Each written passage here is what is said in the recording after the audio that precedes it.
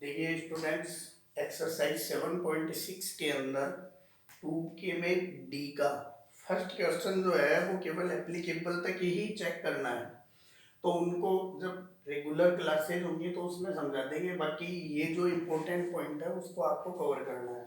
तो 2D जो है इसे ध्यान से समझें, इससे आपको पहले वाले सारे क्वेश्चन आ जाएंगे। F x equal to cos 2x है, x बिलोंग्स टू 0 पाई है। एक एक स्टेप देखते हैं। This function is trigonometric function, इसकी टाइप डिफाइन कर दी। So it is continuous in close interval 0 pi, it is differentiable in 0 pi open interval. Bracket का फर्क होता है।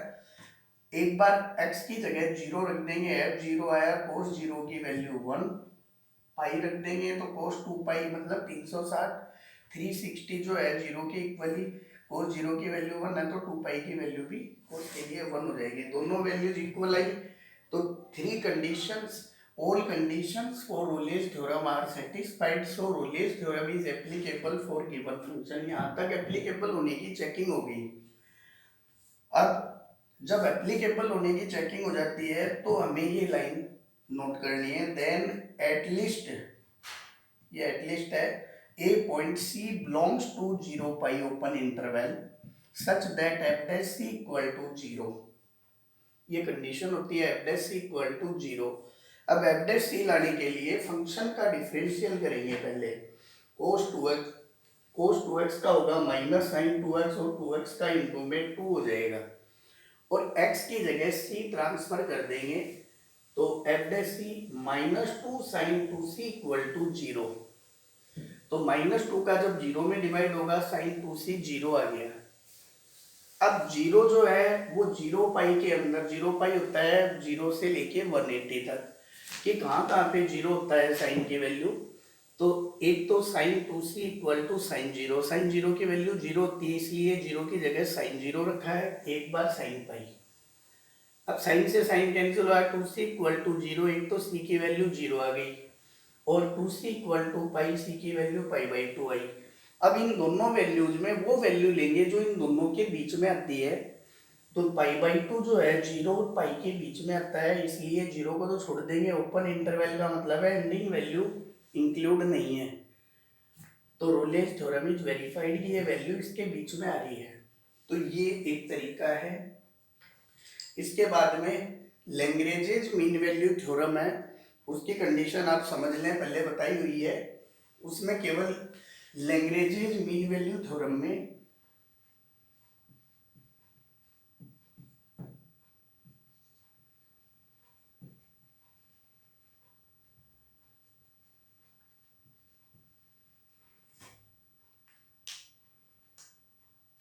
लैग्रेंजेस मीन वैल्यू थ्योरम में दो ही कंडीशन वेरीफाई करनी पड़ती हैं।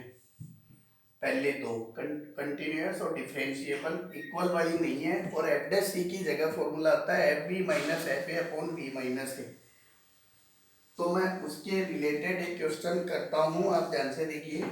थर्ड क्वेश्चन जो है वो प्रूव करने वाला है लैग्रेंजेस थ्योरम को। तो देखिए, वेरीफाई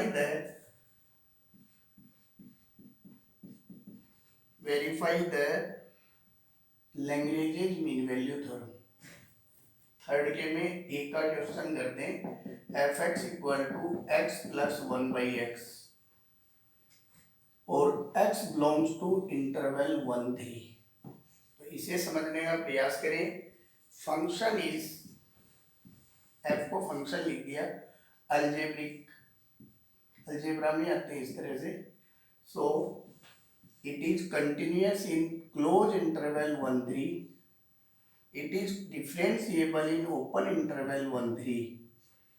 एक तो ये, दूसरा ये कंटिन्यूअस और डिफरेंशियल क्यों हुआ इसकी चेकिंग करने का यही तरीका है कि इन दोनों के बीच में कोई ऐसी वैल्यू नहीं है जो इसको इमेजिनरी बना दे।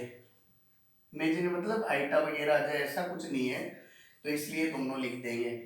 बस इतना लिखने के बाद में ये लाइन लिखनी है, all conditions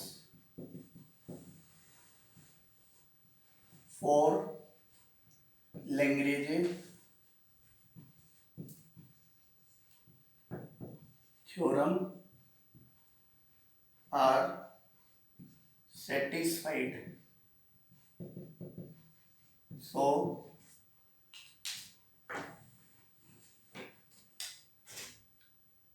this theorem is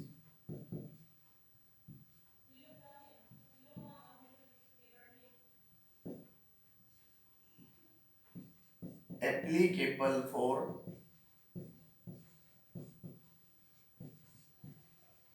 given function. ये तो एप्लीकेबल होने का हो गया. Then at least a point c belongs to open interval 1 3 such that f dash c equal to, यहां समझना एफ बी का मतलब एफ थ्री माइनस एफ ए का मतलब 1 में 3 माइनस ए. ये फॉर्मूला काम में लेना, इससे सी की वैल्यू आएगी और चेक करके अपने को ये देखना है कि वो सी की वैल्यू इस 1 3 के बीच में आनी चाहिए, तो ये थ्योरम वेरीफाई हो जाएगी. अब इन वैल्यूज को फाइंड करेंगे. सबसे पहले एफ डैश एक्स फाइंड किया जाएगा. एक्स का डिफरेंशियल 1 और 1/x का -1/x². f3 की वैल्यू निकालेंगे 3 + 1/3.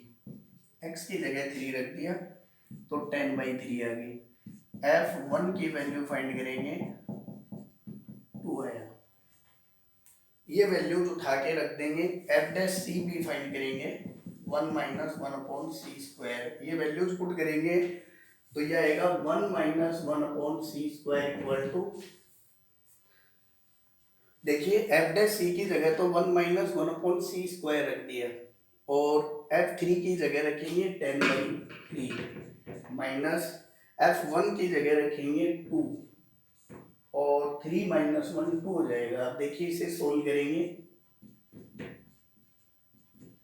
ये आया 10 - 6/6. एलसीएम ले लिया और 3 नीचे आ गया.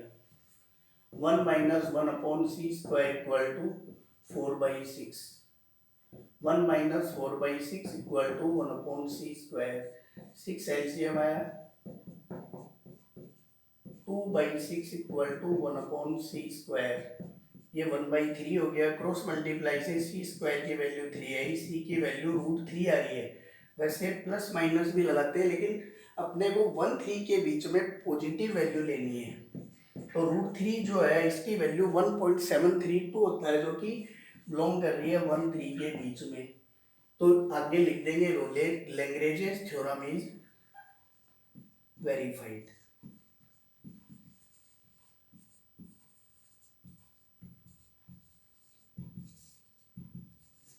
ये थोड़ा ध्यान से देख लेना.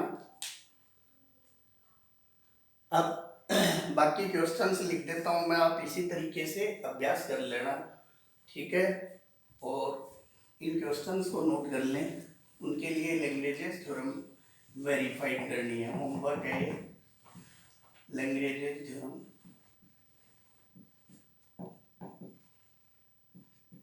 थर्ड भी है f(x) equal to x² -4/x - 1. ये भी अलजेब्रिक टाइप है, मैं साथ साथ बताते जा रहा हूँ, आप ध्यान से देखिए. अलजेब्रिक है. f डैश c निकालोगे तो u/v से निकाल लेना. थर्ड में c पार्ट है, जिसके पास बुक नहीं है वो इसे नोट कर सकता है. x² -3x + 2 x belongs to -2 3. Interval भी गिवन है. लास्ट क्वेश्चन हो रहा है थर्ड के में डी.